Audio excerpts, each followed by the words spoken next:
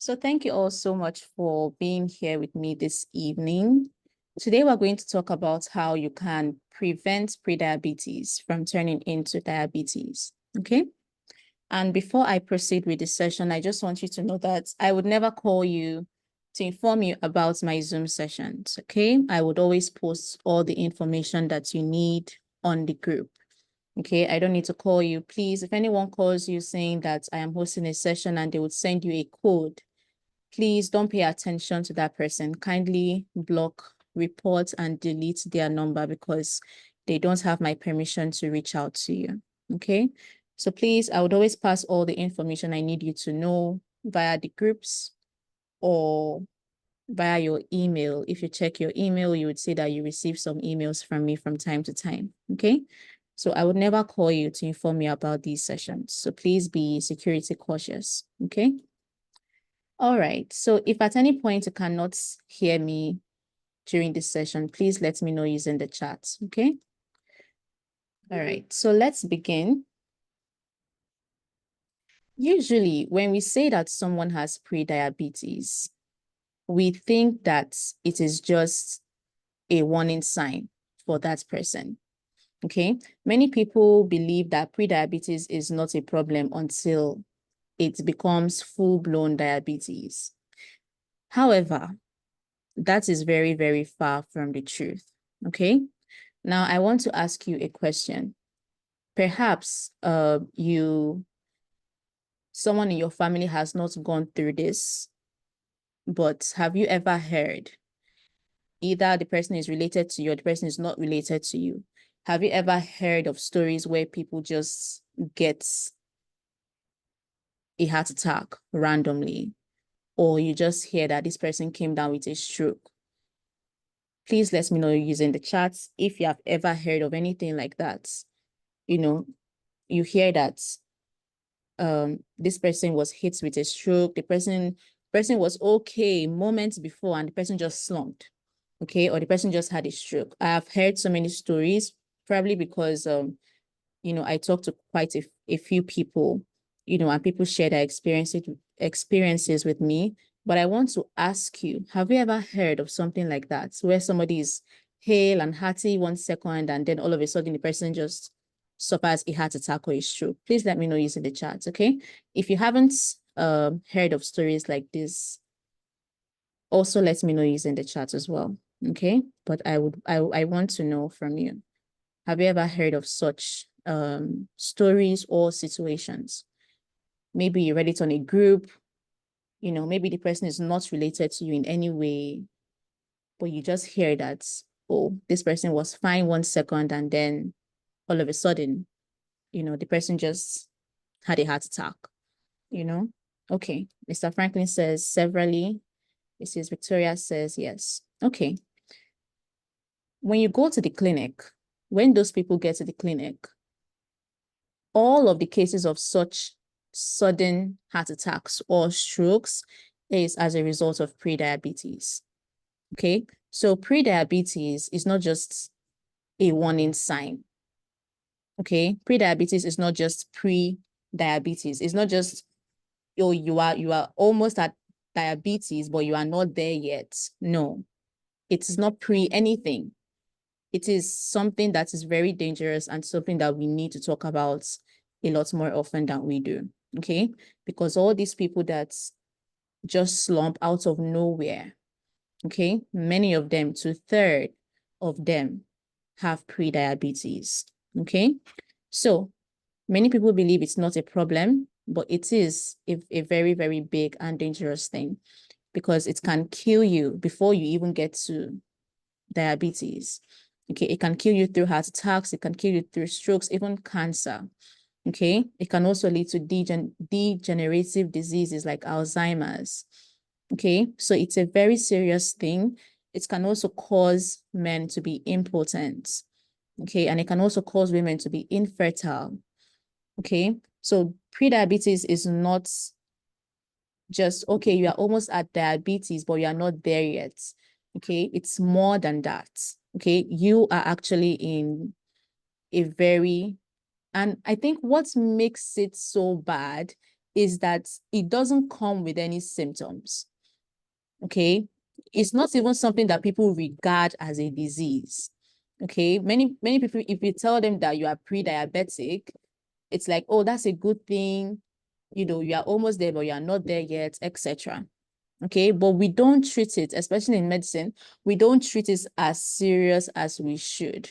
Okay. And that's why people don't make the right choices, because everybody feels like they have time. Okay. Oh, it's just pre-diabetes. You know, it's different when you are going from diabetes to pre-diabetes. But when you are pre-diabetic or you have insulin resistance, everybody feels like, okay, you know, you still have all the time in the world to fix yourself, you know, before you then get to that diabetic stage. Okay. So pre-diabetes is something that is very serious, and, you know, we should talk more about it.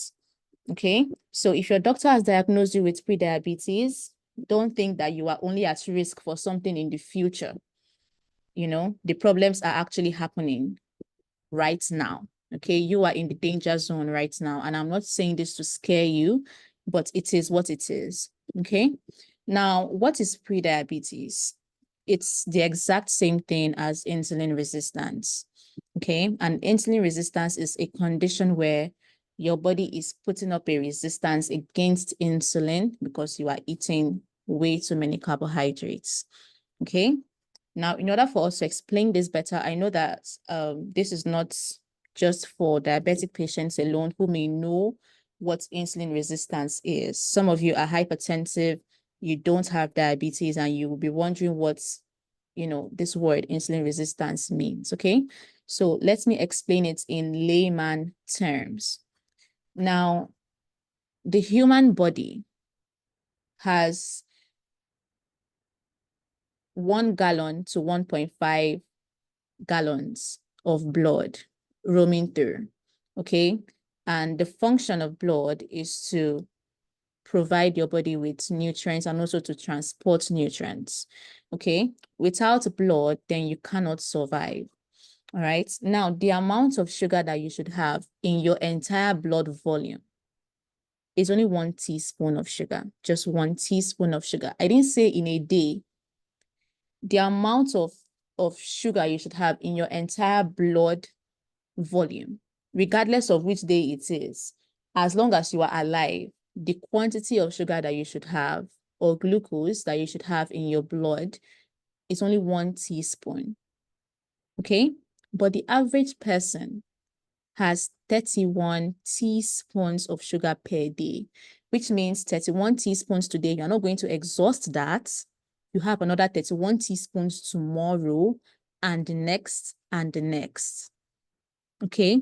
So insulin resistance is a condition where your body is trying to protect you because you are eating way too many carbohydrates and sugary foods.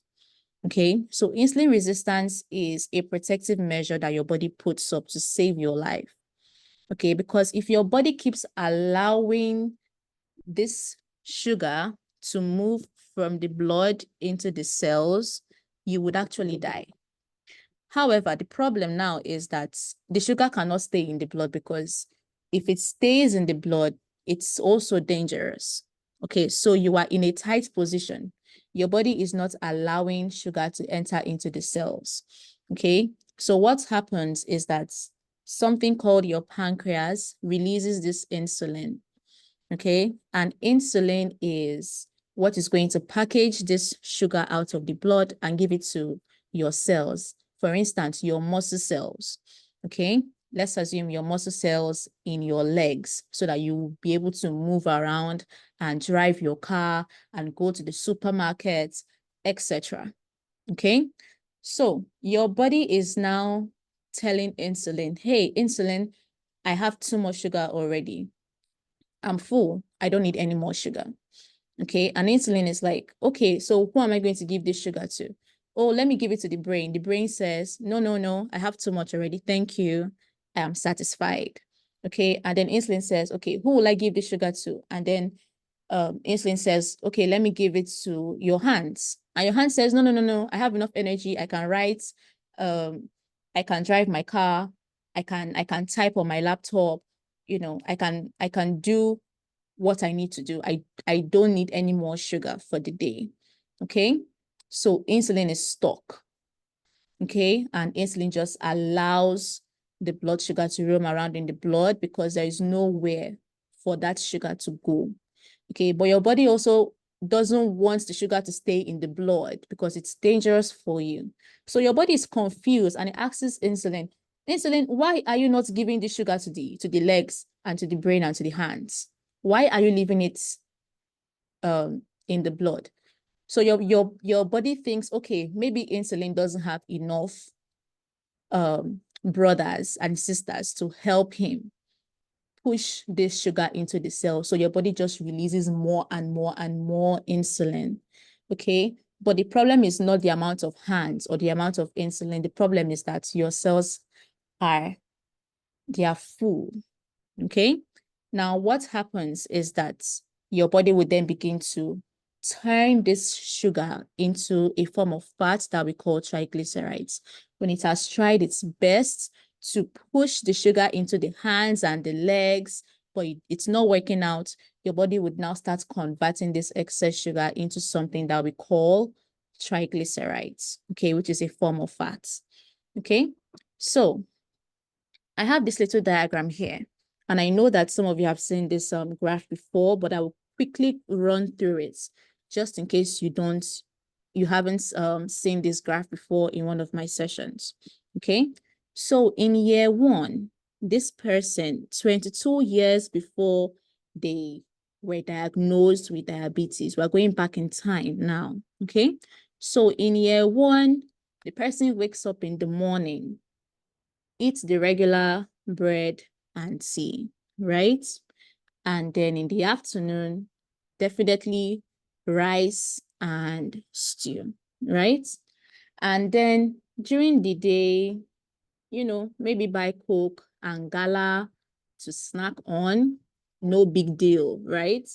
And in the night, you go home, you are hungry, so you fry plantain, okay? Or you fry yam. Regular Nigerian diets, nothing so extraordinary, right? So in year 1, the blood sugar rises, okay? The fasting blood sugar is at 80, okay? Now, in order for your body to remove all these carbohydrates and sugary foods that this person ate during the day, the body is going to release insulin. So 3 blocks of insulin would be able to handle what this person ate in that day. Okay. However, because the person doesn't fast, okay, the next day the person rinses and repeats, there is no fasting, no opportunity to allow the body to use the glucose from day 1. What happens is that the glucose starts to rise. Okay. Now, in order to still keep this blood sugar in check, because it's so important that you keep this blood sugar in check, right? Your body now says, okay, so 5 blocks of insulin are not enough. We have to now increase it by 3 times. Okay. So your body now releases 15 blocks of insulin to handle the same diet. Nothing really changes in the diet. Okay. We are doing regular good, just living your normal life. Okay. Eating your fried food. Once in a while, you eat meat pie, you go to Mr. Biggs and Tantalizers, and you just enjoy your life. Okay. You are normal. However, in year 15, problems have started. Okay. But you think that you are fine. You don't really have symptoms. Okay. Even if you have symptoms, you just brush it over. I mean, I'm just craving sugar. No big deal. Everybody craves sugar. Oh, I'm just feeling a little bit tired. It's no big deal. Problems have started. Problems have even worsened at year 15, but you disregard them. Okay. Now at year 20, okay, no matter how much insulin your body releases, you can see in year 1, we started insulin at 5. Now in year 20, we are at 30, which means that your body is releasing 6 times as much insulin to handle your regular diet. And even at that, the blood sugar is still not as it used to be in year 1. You can see at year 20, you can see how much the blood sugar has risen as opposed to year 1, right? So even with the 30 blocks of insulin, your body still cannot manage this blood sugar. No matter how much insulin your body releases, insulin cannot take blood sugar out of the blood and give it to your hands, give it to your legs, give it to your brain.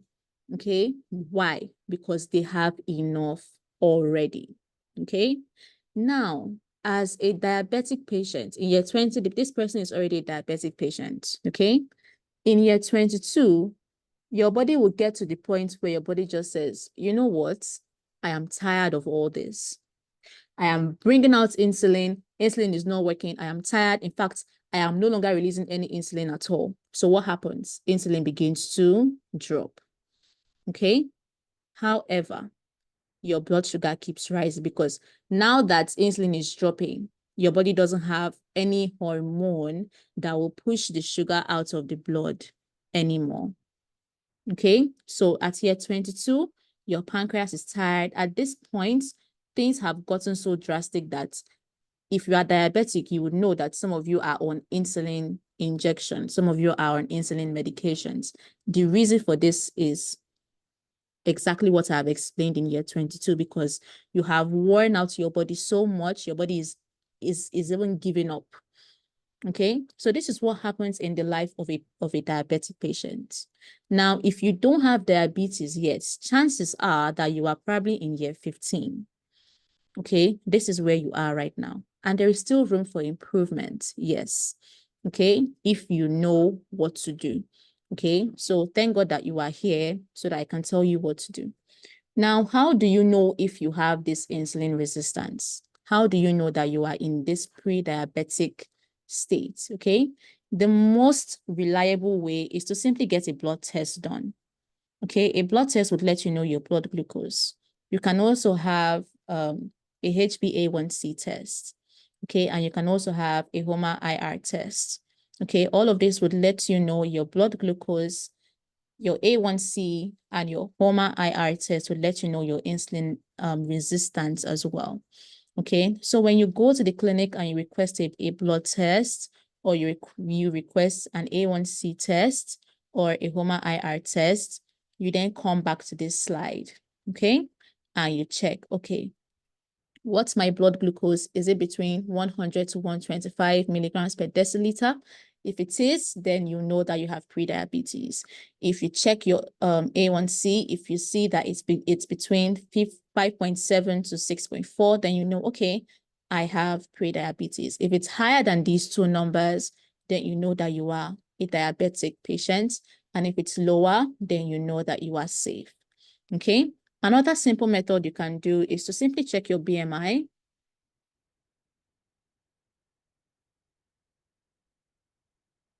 Uh-oh, someone said she can't hear me. Hello?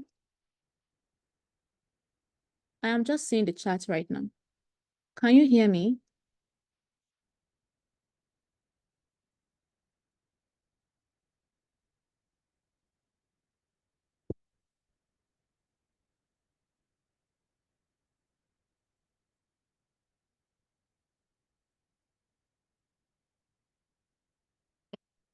Okay, okay. All right. So I was explaining that another way for you to know if you have insulin resistance is to simply check your BMI, okay? And to check your BMI, you need two things. You need your weight in kilograms, so you can get a weighing scale, okay, to let you know your weight in kilograms, and then tell someone to help you measure your height, okay, in meters squared, okay?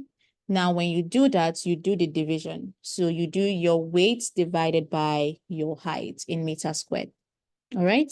And then you check, you come back here. If your numbers are between 18.5 to 24.9, you know that you are normal and you don't have insulin resistance, okay? However, if it is 25 to 29.9, you know that you are in the insulin resistance phase. And if it's greater than 30, then you know that you are obese, okay? Now, we are getting into the less accurate ways for you to know if you have insulin resistance, okay? These are methods that you can do right now. So if you check your skin, if you use a mirror to check your skin, look at your neck.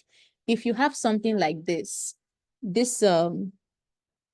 darkened skin, okay, with visible lines, okay, that look like as if you have ridges or furrows on your neck or on the back of your, or at the back of your neck, okay, then we call this insulin neck, okay, and it's one of the easy ways that you can know if you have insulin resistance or not. You can also check your elbow, okay, the crease of your elbow.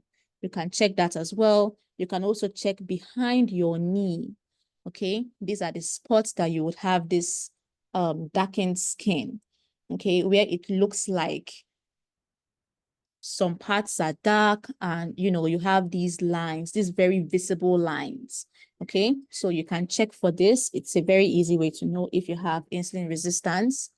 Now, you also check your feet. If you cannot see your ankles anymore, if you have this accumulation of excess fluid, remember I said these are the less accurate ways to know, okay? So please, the best way to know if you have prediabetes or insulin resistance is to simply get your blood test done. But you can look at your body also to find out, okay? So if you can't see your ankles anymore, the way you used to see them when you were much, much younger, okay? If your ankles are no longer pronounced as they used to be, okay, if your feet just looks swollen, then it's one of the signs of insulin resistance. All right. Okay. Now let's talk about your medications, because when you are in the pre-diabetic phase, you don't really get placed on medications, but when you get to the diabetic phase, you are then placed on medications, okay? But I have a simple question to ask you. When you take medications, specifically anti-diabetic medications, let's assume your blood sugar started at 180. You take a medication, the blood sugar reduces to 160 milligram per deciliter. Where did the excess blood sugar go to? I don't know if you've ever thought about this before, but do you know where the extra 20 milligram per deciliter of blood sugar disappeared to? Mr. Kennedy, please save this question for me, okay, when we are done. All right, I will attend to questions. But please let me know, when you take medications, anti-diabetic medications, and your blood sugar started at 180 milligram per deciliter, a few hours later, your blood sugar came down to 160 milligram per deciliter. Where did the excess sugar actually go to? Oh, Mrs. Lovett says she can't hear me. I think the problem is from her.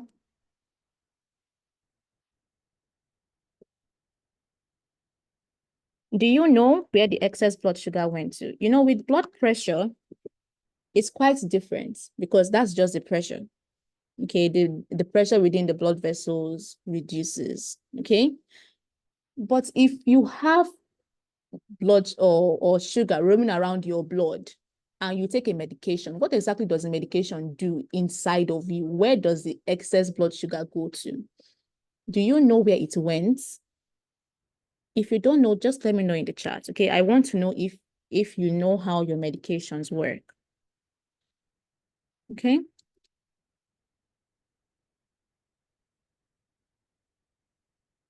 Do you know where the excess blood sugar went?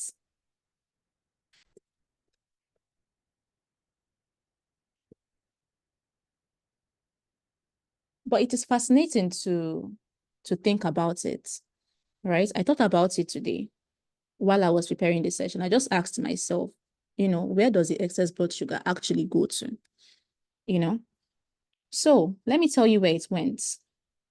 It went first off to your liver, okay? And then your liver being occupied, you have only one liver and it does so much for you already. okay, and you are stressing it out with all the fructose and all of the sugar and processed foods that you eat, especially, okay? So your medications, what it does is, even though your body is crying for, even though your body says, I have enough already, your medications, it doesn't take that into consideration, okay? So what it does is that it would force it into the liver, and it would also force it into some cells as well, okay? Like the muscle cells in your hands and your feet, it just forces it into your cells, okay? And then because your cells don't want it, they would then transform it into what we call triglycerides. You may have seen triglycerides when you take a blood test, you will definitely see your triglyceride levels, okay? So it will turn it into triglycerides. And where does that triglycerides go to? That's the accumulation of fats that many of you have at your stomach, okay? That's the type of fat that's so difficult for you to lose that no matter what you do, you cannot get rid of it, okay? It's not fatty food that you eat. You know, while I was growing up, mommy used to give us fats, okay, like adipose tissue from animals to eat. You know now, many of you give that to your kids as well. She'll ask us, okay, do you want fats? Do you want fats? And I used to think back then that, oh, I don't want the fats because I don't want to get fat. Fats turns into what we call adipose tissue, which is a form of fuel for your body, okay, which is your body's most preferred form of fuel, okay, which is your body's most preferred form of macronutrient that your body would use to move around. But because you don't eat enough of it, your body now relies on carbohydrates, okay? So what actually makes you fat is not fatty foods that you are eating, okay? Contrary to popular belief, it's not fatty foods that you are eating that's making you fat. What's actually making you fat is the excess carbohydrates and sugary foods that you are consuming, okay? That your body then turns into these triglycerides, okay? Now, the harsh reality that we have to know is that your medications do not guarantee whether you're going to live long or not, or whether you are better than the next diabetic patient. Yes, the devil that you know is better than the devil that you do not know. It is better for you to know that you are dealing with insulin resistance and diabetes than for you not to know. Because if you know, at least you'll be able to get on medications and, you know, you will start to work on your health. If you don't know, it would be another case of, oh, she was so happy this morning. She was so lively this morning. I don't know what happened to her. Her village people are after her, etc., etc., etc. She just slumped. Nobody is after anybody, okay? It's simply that you did not know, or the person did not know what is going on with their health, okay? So the harsh reality is your medications don't do much to better the situation for you. And it doesn't guarantee you long life and prosperity. It doesn't guarantee that, you know, you would never die from a heart attack or a heart disease or a kidney failure or the complications of diabetes. It doesn't guarantee that, okay? Because why is that? It's simply because your medications are trying to fix the problem from the outside and not from the inside, okay? That's simply the reason. It's not like it's so bad or it's so useless. It's simply that it's treating the symptoms and not the root cause of the disease. What is going to guarantee you a better life? What is going to guarantee you a longer life, okay, or a longer time here on earth, God willing, is your lifestyle and your pattern of living, okay? That is what is going to guarantee it for you. Because my dad was on antihypertensive medications for 20 good years. If you enter my daddy's room, there is no way that you will not see Exforge on the table. It's not possible that you will not see one or two antihypertensive medications on the table. Yet, he still suffered a stroke. Okay? So your medications just help you get through the day. Okay, if I should put it that way, they simply help you get through that day to fight the battle the next day. Okay, and I read a lot of books written by doctors, and I found out today that your starting medications, those of you that are on starting medications to lower your cholesterol, it actually causes insulin resistance. So if somebody has high cholesterol and the person goes to the clinic and, they give the person a statin medication, I have done a cholesterol topic for you already. Okay. And I really, really broke it down to help you understand that cholesterol is not as bad as you think. Okay. And cholesterol can be very, very good for you. And I also gave a breakdown of someone's lipid profile test. And I examined that test with you and I let you see, if this person would be considered doing a good job or doing a bad job. If you haven't seen that lecture, you can just go through my Facebook or my YouTube channel. You will find it. Okay. So cholesterol is not as bad as you think. So if somebody is not having a problem with their cholesterol levels, if their total cholesterol is high, quite all right, but they have excellent blood sugar, they have excellent triglycerides, they have excellent VLDL, they are doing well. But because that's cholesterol is high, that total cholesterol is high, you are placed on cholesterol lowering medications, and then it causes you to have insulin resistance. So you then take the statin medication. Nothing was wrong with you in the first place, but because of this high cholesterol issue, you take this medication and then it causes you to have insulin resistance. And now your blood sugar is rising, your triglycerides are rising, your VLDL is rising. Okay, so what is going to guarantee you a better life, a healthier life, a longer life? It's simply that you learn how to do things properly. First of all, having the right information, which is what I try my best to do for you. Okay, having the right information on what to do, and then actually doing it and sticking to it long term. That is what is going to help you live a better life. Okay, so this is a problem with our medications. Now let's go through some of the symptoms of prediabetes that most people ignore. Okay, so the first thing is frequent urination, especially if you wake up 2 to 3 times in the night to go and urinate, but you don't think anything about it. Okay, remember at this stage, you haven't been pronounced as a diabetic patient yet, neither do you think that you have prediabetes also. To you, it's just that, oh, I drank too much water, so I have to go and use the toilet 2 to 3 times in the night. Okay, you have brain fog, you are always tired after eating. When you finish eating your eba and soup, all you want to do is just lie down on the couch and call your kids from the room to come and give you the remotes. Then you put on Super Sports and then you begin to watch your football. If you're always tired after eating, it's not a good sign at all. Okay. Now, after eating, if you are always looking for snacks, something chum to eat, you just finished eating rice and stew 1 hour, 30 minutes ago, and you are now looking for bread and Coke to chug the rice and stew down so that it will digest very well, it's not a good sign. Okay. If you also cannot go a few hours without eating, it's also not a good sign. Okay. So these are some symptoms that we just think it's normal. You just think, oh, I'm just tired. Oh, the food was just heavy, etc., etc.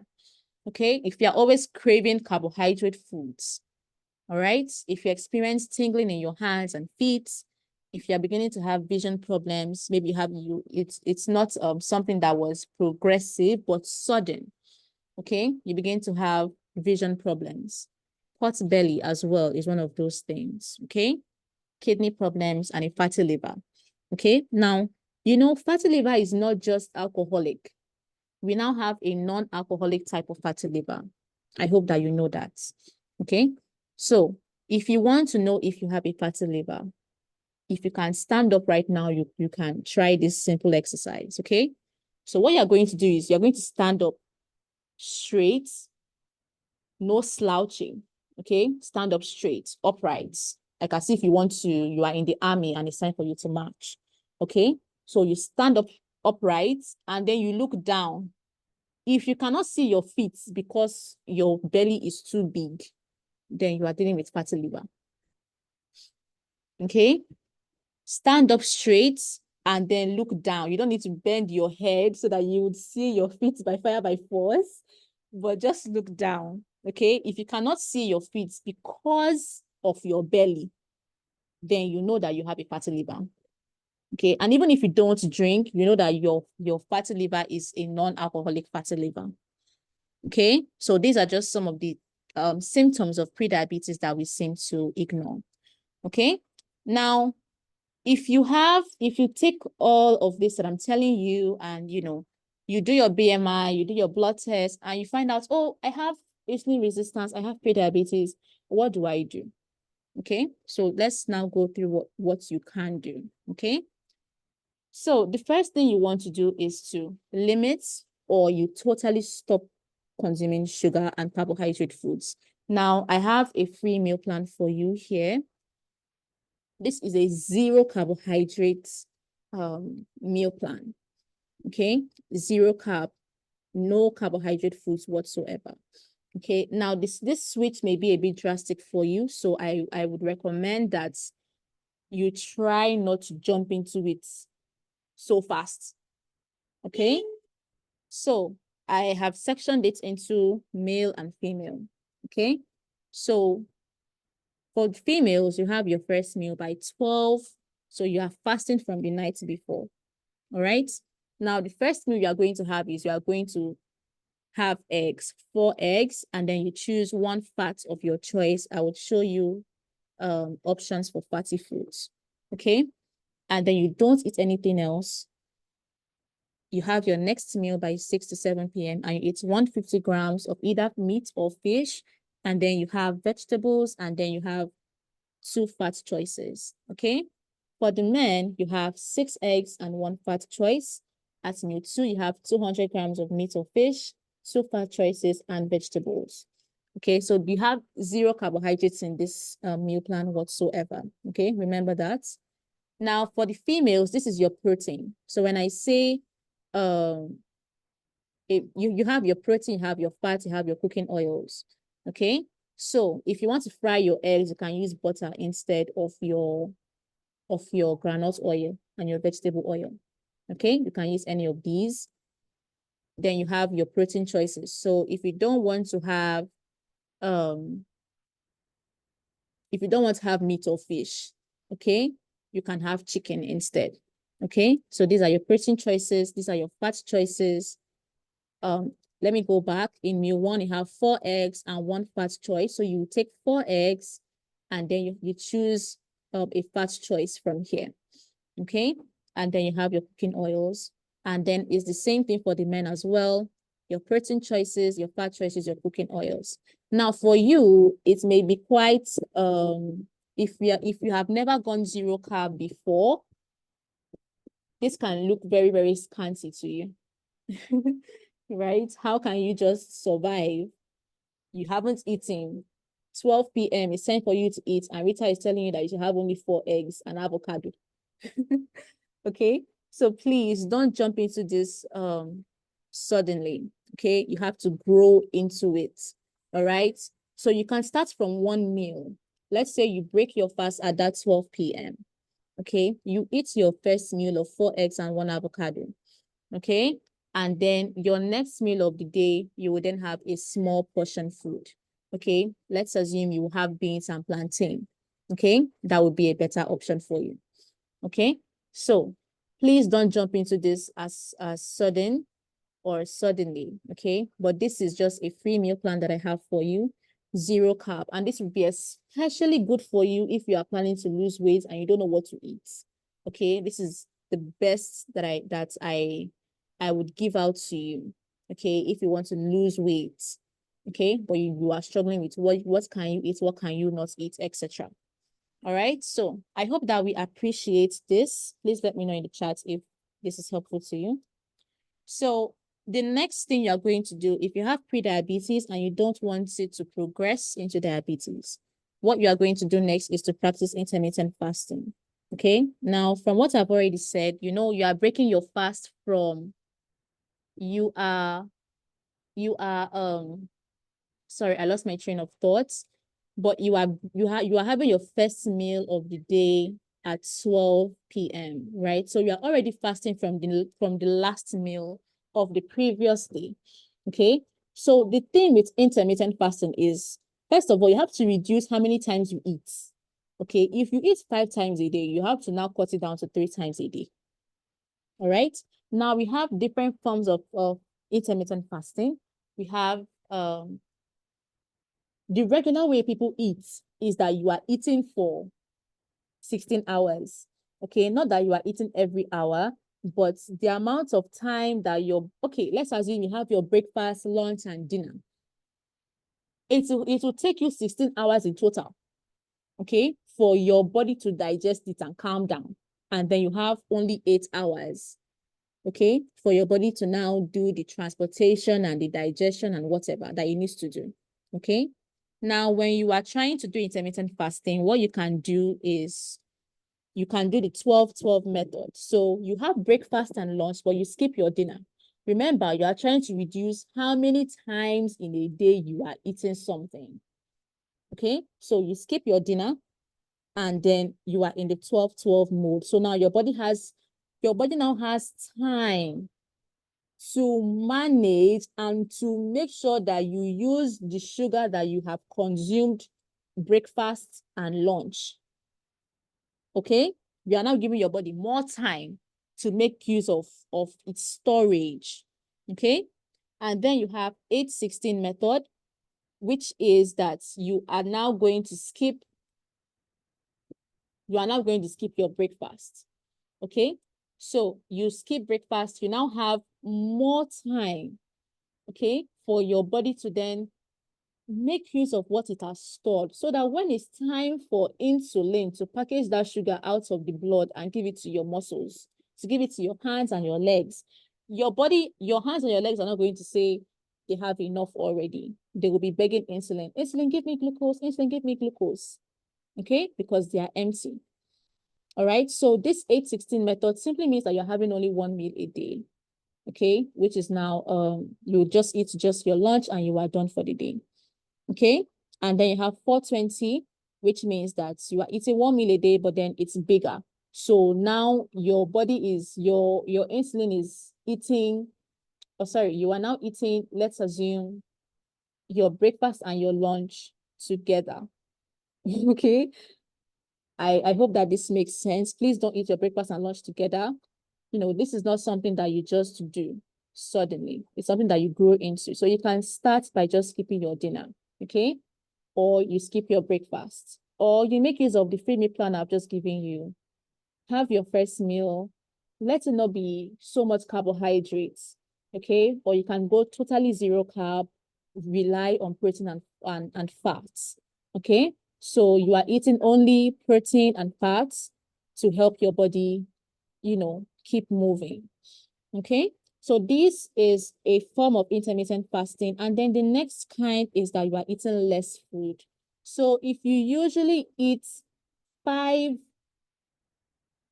plates of rice, okay, that's not possible. Let's assume you eat 5 spoons of rice. Okay, we are now going to reduce that to only 3 spoons of rice. Okay, and not just reducing it to only 3 spoons of rice. You will now say, okay, if I'm going to remove these 2 spoons of rice, let me add a fat choice. So you now come back here and you pick up something from your fats list that I've given you here, depending on if you are male or female, and you use that, okay, as opposed to your 2 extra spoons of rice, okay? So we have what we call macronutrients and we have what we call micronutrients, okay? Your macronutrients, your they are your fats, your carbs, and your protein. Okay, that makes up 80% of your fuel. And the other 20% comes from your micronutrients, like your vitamins and your minerals. Okay, now if you are high carb, low fats, you would have high blood sugar and high insulin, and you would always be hungry, and you would always look for one thing or the other to snack on. Okay, and you'd always have low energy. All right. But if you switch it up and you go back to your body's preferred mode or preferred source of fuel, so now you are going high fat, low carbohydrates, you now have better insulin levels, a better blood sugar level, you are less hungry, you have more energy, you have a better metabolism. Okay, so this is much easier for you to adopt and also much easier for you to sustain. Okay, that is eating less food. All right, if you are just practicing intermittent fasting for the first time. Okay, so you have your breakfast, but then smaller portions. You have your lunch, quite all right, but then smaller portions. You have your dinner, smaller portions. Okay, all right. Now, the third thing I want you to do when you are dealing with pre-diabetes, or maybe your child, diabetes runs in the family, your child is almost at that diabetic stage, but you don't want them to go to get there, aside intermittent fasting and switching up your diet, one thing you can also do is to get on your antioxidants. Because here's the truth about the matter. Like I said, a normal human being has 31 teaspoons of blood sugar per day, right? So today, 31, tomorrow, another 31, okay? It's an overload. It's an overload. And high blood sugar does a lot of damage that you would then blame cholesterol for. One of the things that it would do is that it would damage your blood vessels, and then as your body is trying to transport cholesterol will not get stuck there. And then it would be that, it would then turn into a plaque and then cause you to have high blood pressure. And when we examine it, when we just look at the surface, we say, oh, this cholesterol must be so bad. Cholesterol is what is making your blood pressure to go high. Meanwhile, what caused the wound in the first place? How did your blood vessel even open up for cholesterol to get stuck there? High blood sugar. So you need antioxidants to help protect your body against further damage. Okay, it's very important. All right, so as you are trying to fix up your diet and manage your insulin levels very well, it's going to take a while. Okay, it's not magic. Okay, it's not something you're going to do in 3 days. It's going to take a while. So while you are allowing your body do what your body is going to do for you, okay, while you are changing your habits and your lifestyle, you have had you have a history of damage, okay, of free radical production, of oxidative stress already going on within you. What you need to now do for yourself is, okay, as you are working on your body, prevent further damage. Okay, so antioxidants. Okay, and you can get them from your vegetables. You don't need to look too far for them. Okay, you don't need to go above and beyond for antioxidants. You can simply get them from your vegetables. You are supposed to eat 5 to 10 handfuls of vegetables every single day. You take your palm and you grab all the lettuce that you can. 5 to 10 times. That's the amount of vegetables that you should be eating. But a normal human being eats only 1 to 1.5 handfuls of vegetables daily. Can you see how deficient we are? Can you see how deficient we are? Because vegetables are not sweet, you don't want to consume them. You don't want to eat your carrots. You don't want to eat your tomatoes. You don't want to eat your onions. You are supposed to have 5 to 10 handfuls every day. How many handfuls of vegetables did you eat this week? Is it up to 1 handful this whole week? Just try to look back at your diet this week alone. If you count the amount of vegetables that you ate, this week, is it even up to one handful of vegetables? And you wonder why you have high blood pressure and your cholesterol is rising and you have plaque issues, etc. Okay, so we need to do better. Okay, we need to do better for better health. All right, so how do you get your antioxidants? You can get them from your beetroots, you can get them from your cabbage, your carrots, your cucumber, your eggplants, lettuce, okra, onions, tomatoes. Okay, antioxidants. All right, now if you want to go the extra mile, all right, if you want to go the extra mile, you now have the best antioxidant, which is astaxanthin, which is this reddish ball right here. Okay, to help you. If eating 5 to 10 handfuls of vegetables will be so difficult for you, you can't even finish it.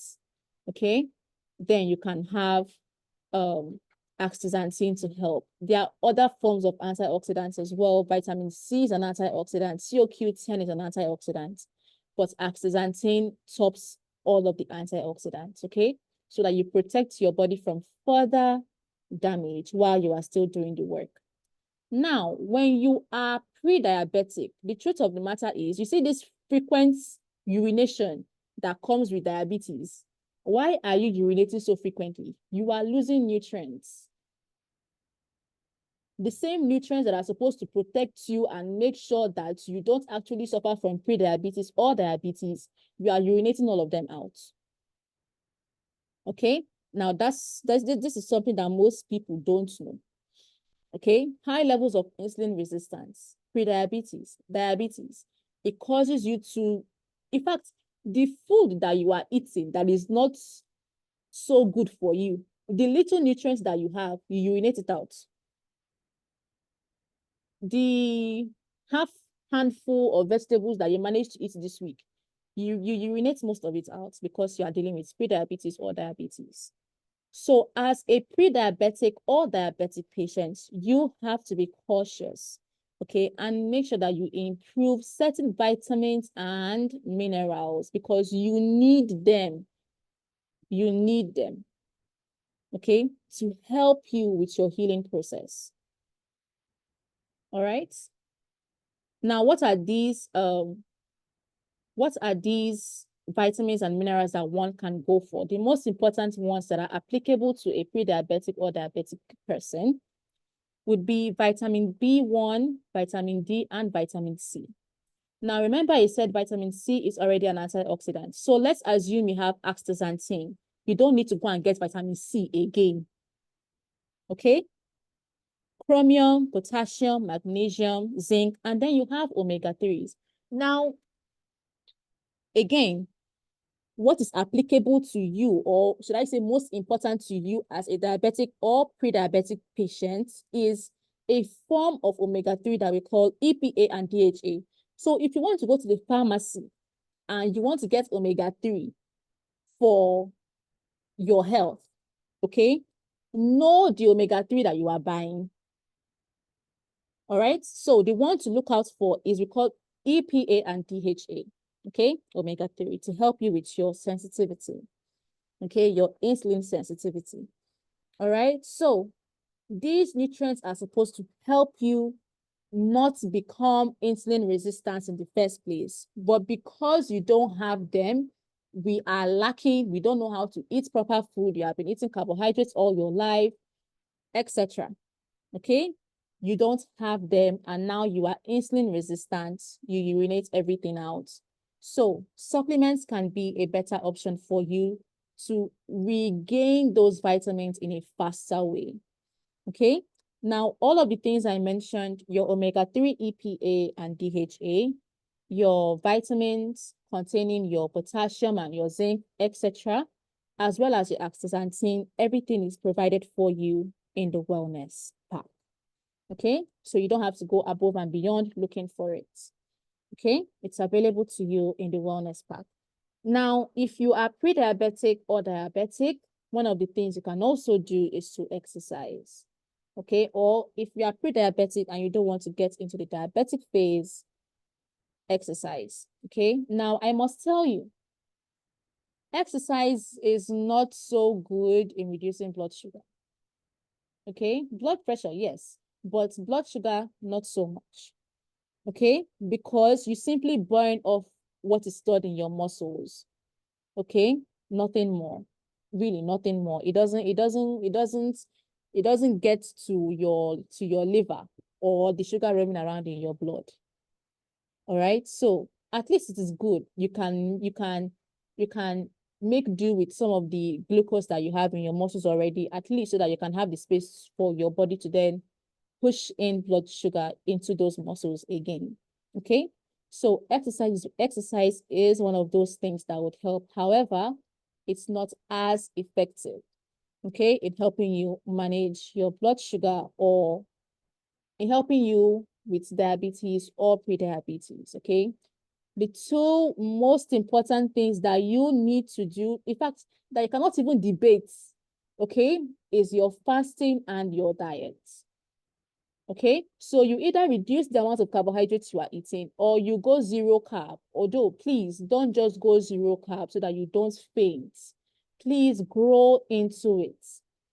Okay, please grow into it. And don't just wake up tomorrow and say, I want to change my lifestyle. So throughout tomorrow, I'm not going to eat anything in the name of Rita said intermittent fasting is going to help you with diabetes. Please don't do it like that. Okay. It's a gradual process. It's a gradual process. Okay. So please know that the power is really in your hands. Okay. The power is really, really, really in your hands. And the state that you are right now is not set in stone. You can definitely make improvements and you can definitely better your health. Okay. All right. So it's time for questions. It's time for questions now. Please ask me your questions. If you don't have questions for me, please let me know how the session was for you. If I did a good job with this topic, if you learned something new, please let me have your feedback, okay? All right. Are you saying anyone who is overweight and above is pre-diabetic? Yes. Yes. If you are overweight, you are definitely pre-diabetic. Okay. Should the eggs be boiled or fried? Your choice. Your choice. So you can boil the egg, and I also gave you some cooking oils, okay, that you can use to fry your eggs if you want to, okay? What about if you are skinny? Won't this make you look more skinny? No, no. You would actually build healthy muscle, okay?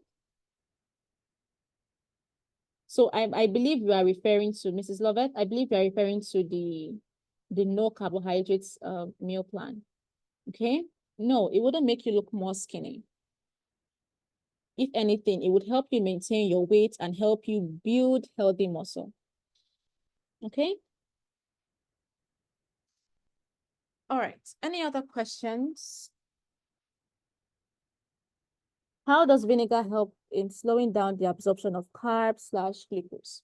Honestly, personally, I do not know the science behind it. Okay, but I did a video recently, or a few months ago, last month, I believe. You can take apple cider vinegar with a cup of water, and it would actually reduce how much it spikes your blood sugar. Okay.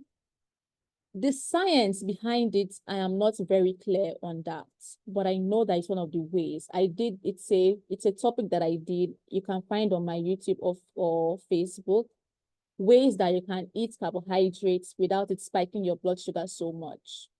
Okay. So vinegar is one of the ways, but then I wouldn't recommend that you use vinegar all the time because it's an acid.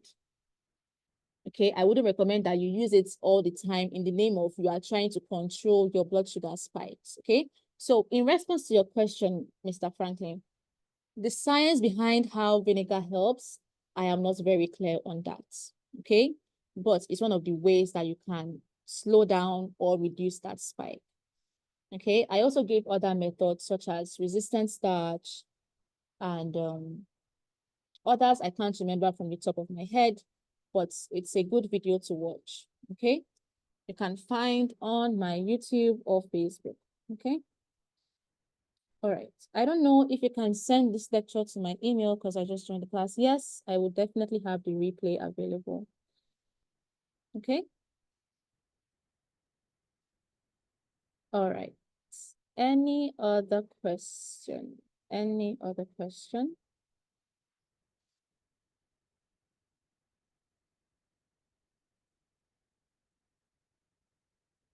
Okay, for breastfeeding mothers, my best advice to you would be to get off breastfeeding. Okay, with either the supplement or getting on a new plan, I wouldn't recommend it. Okay, because we are not just looking after yourself, but you are looking after another human being. Okay, so my best advice to you would be to, finish your nursing, finish nursing your baby, and then you get on a new plan, or you can check in with your doctor, okay, to know if it will be safe for you. Okay, I hope that's clear. You're welcome. Thank you. Thank you. Okay, Mrs. Lovett, I hope that I've answered your question. Okay. So I wouldn't recommend that you switch a plan while breastfeeding. Okay. It will be better to get off the plan or you see a doctor. Okay. All right. All right.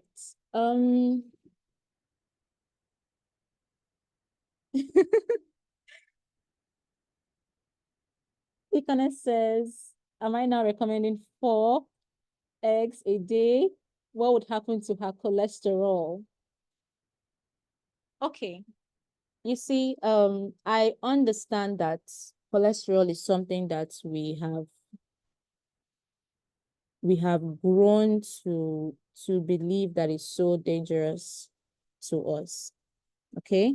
And I really hope that I did justice to this cholesterol issue in my cholesterol sessions.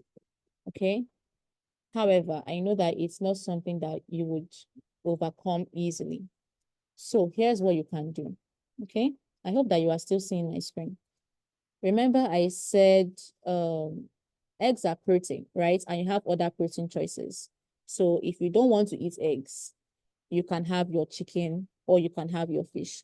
If you want to say, okay, beef is going to raise my cholesterol as well, no problem.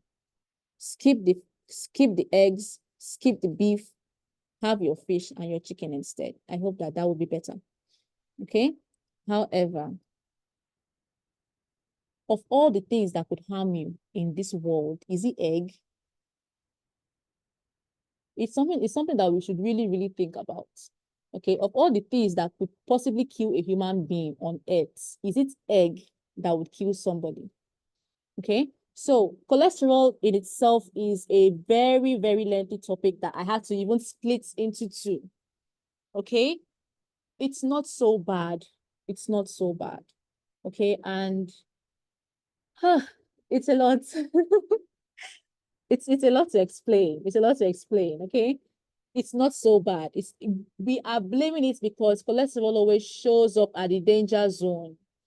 Okay, it's always there at the danger zone. And why is it there? It's because your body sends it there to help, not to be judged for what sugar did. Okay, we have sentenced cholesterol to a life imprisonment, whereas sugar was the one that committed the crime. Okay, so if you believe that eggs are way too bad for you, you don't want to raise your cholesterol, and if you raise your cholesterol, when you get to the doctor, they will definitely give you a statin medication, and you don't want that. You can have other protein choices. Okay. All right. I hope that helps you, Deaconess. Okay.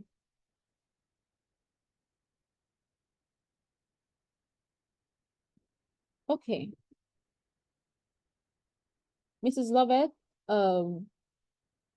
you are not, because you are still postpartum, okay?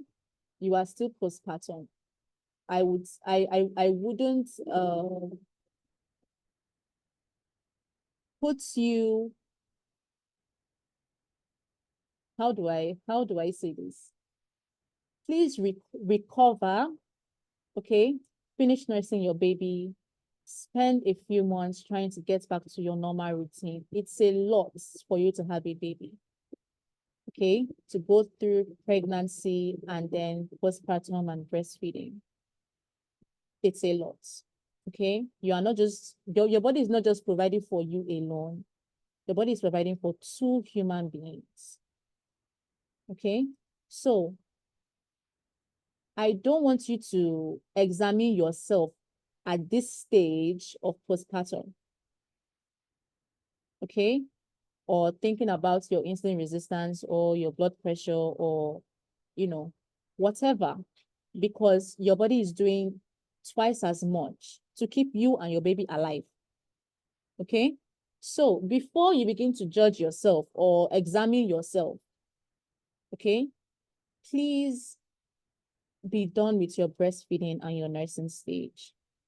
And even after that, spend a few months just trying to get back to your normal routine before you then begin to examine yourself, you know, looking at your insulin resistance levels or being scared. I don't want you to be scared that, you know, your belly is still big, you can't see your feet. Maybe if you had checked before you got pregnant, you would have seen your feet. And now that you are postpartum, you can no longer see your feet. No.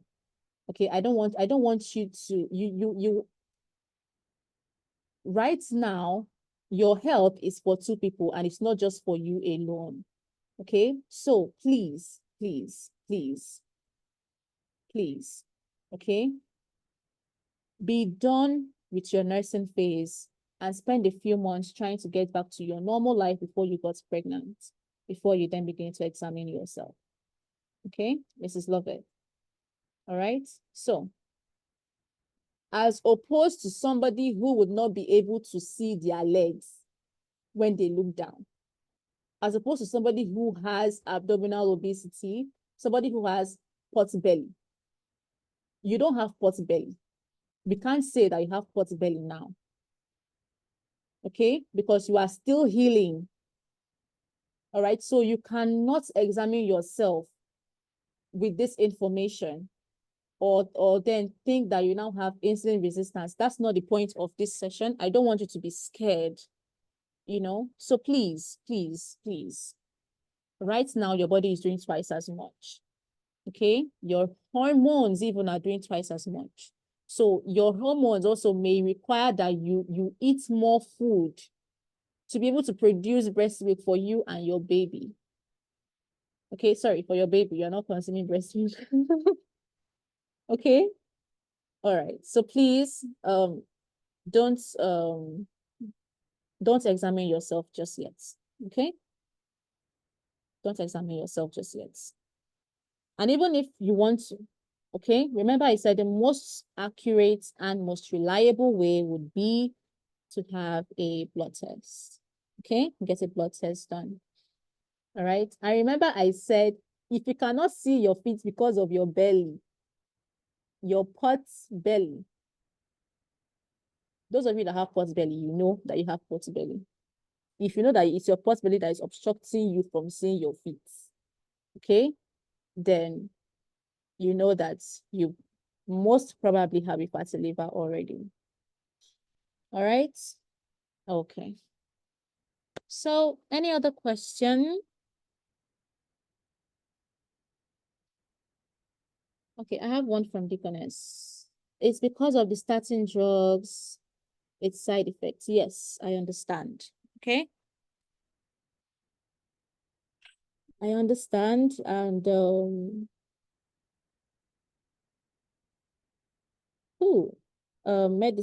medicine. You know, your doctors know this information that I share with you. They know. Okay, they know that cholesterol is not as bad. But then the thing with medicine is that if a patient, then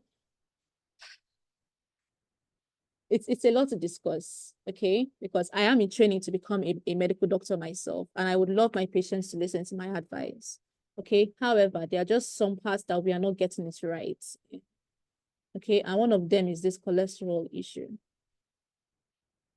Other more important ways to know if you are really, really, really in good health.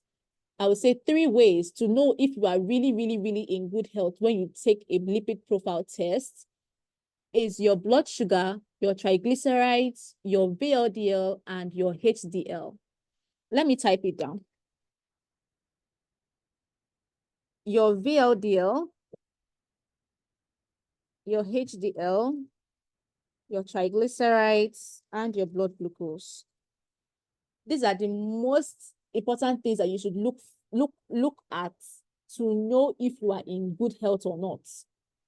Okay?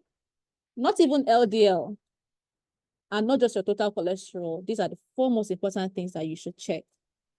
All right, these ones carry more weight than cholesterol, because the truth of the matter is that even if you want to restrict your cholesterol foods, your body will still make cholesterol because your body needs it. Your body will still make it. So let's assume you don't consume any foods that have any ounce of cholesterol. You would still have some level of cholesterol in your body because your liver would produce it. And why would your liver produce it? Because you need it. It's an essential nutrient for you. If it's an essential nutrient for you to be alive, even if you don't have cholesterol in your body, you will be dead because your cells need it. Your cells need cholesterol to be made for life to even come about. It needs cholesterol. Your brain needs cholesterol. Your spinal cord needs cholesterol for optimal functioning. You need it. If you don't have cholesterol, then you would have so many health issues. So many health issues. Okay? So please, again, I don't expect you to, have a turn right away or immediately, but it's not bad.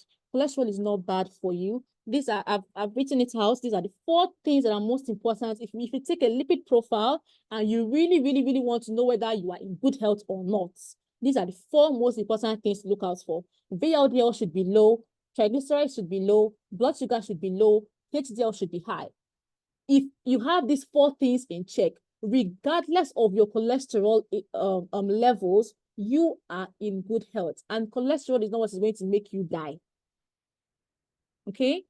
It's something that we really, really need to talk more about, because when you now get on these statin medications, you see, you can't do much to help your cholesterol from your food, because your liver would make up what you are lacking in cholesterol. Your liver is an expert at creating cholesterol. So even if you say that you don't want to eat any cholesterol foods whatsoever, your liver will still produce. Do you understand me? So the only way for you to actually reduce your cholesterol as a human being that God created is you must take statin medications for your cholesterol to come down. You must. It's not something that you can fix from your diet. Because whether you eat cholesterol or you don't eat cholesterol, it's not your body's business. What your body sees or understands is that it needs cholesterol. So it will make it regardless of how much you eat it or not. Okay? So please. I know it's going to take some time, but cholesterol is not bad. It's not bad. Okay? It's not bad. You see how they crucify Jesus and release Barabbas. That's the same way that we are crucifying cholesterol for what cholesterol did not do. Okay? All right. And I would encourage you to read books written by doctors. Okay? I would encourage you to read books written by doctors. It would open your eyes, and it would provide you with a lot of insight as well. Like I said, it's not as if your doctors don't know. They know. Okay? They know.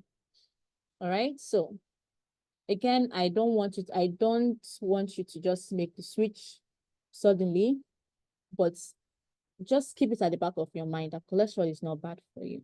Okay? All right. Mr. Franklin says, I already have the multivitamin. Do I still need the wellness pack? So the wellness pack contains the multivitamin and then omega-3 and astaxanthin. You can get omega-3 and astaxanthin and just add it, okay? Or you can exhaust your multivitamin and then you get the wellness pack and you just have everything you need, at a go, okay? So if you want to start immediately, then all you have to do is just get astaxanthin and the omega-3s, or you simply wait, exhaust your multivitamin, and then you have your omega-3, and then you have the full wellness pack, everything going together. Okay. All right. Any other question?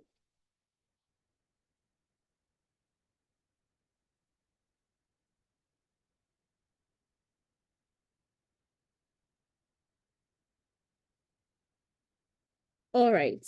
You can just send me a message, sir. Okay. Any other question?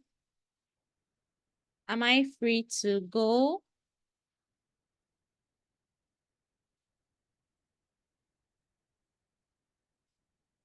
Any other question, comments, feedback? Please let me know. Okay. And if not, you can leave the session. We are done. Thank you so much for always attending my live sessions, especially decoders. You are always here. Thank you so much. Okay. If you are not here, then I wouldn't have anyone to talk to and share my knowledge with. Okay. So thank you for always coming on live with me when I put these sessions together. Okay. All right. So good night, everyone. Okay, Mrs. Lovett, this is a meal plan. It's just a day meal plan, okay? That you can always rinse and repeat the next day. Okay? I hope that it's clear. So you rinse, repeat, rinse, repeat, rinse, repeat. It's not a 7-day meal plan or anything like that. Okay? Just what you eat that day. Your protein choice and fat choice. Protein choice, fat, protein, fat, protein, fat, protein, fat, protein, fat. Okay? Like I said, it's a bit scanty. It's not something that most of us are used to. So please start small. All right? Okay. You are welcome. Thank you for joining me live. So I would see you next week by the special grace of God. Okay? Bye, everyone. Take care.